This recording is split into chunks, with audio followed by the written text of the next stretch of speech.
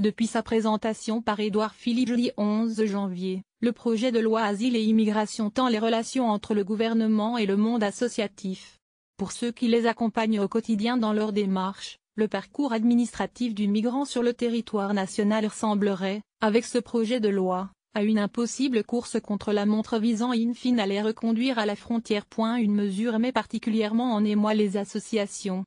La durée maximale des séjours en rétention administrative va passer de 45 à 90 jours, et même à 115 jours si l'étranger en question fait obstacle à son éloignement. Invité du grand jury RTL Le Figaro le dimanche 14 janvier, François Bayrou, président du MoDem et partie prenante dans la majorité Emmanuel Macron, s'est montré ouvert à cette piste.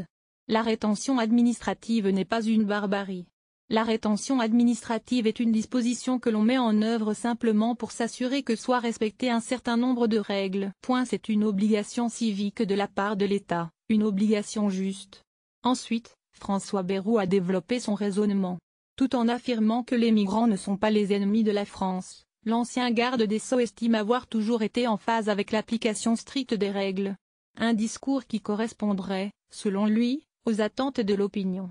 Je sais ce qu'est la sensibilité de l'opinion publique profonde en France. Il y a le sentiment d'impuissance, les gouvernements disent, mais ne font pas. Selon le président du MoDem, parti allié à La République En Marche au Parlement, la politique définie est une politique équilibrée, à savoir l'installation sur le territoire du moins possible d'illégaux et en même temps l'examen des situations au cas par cas.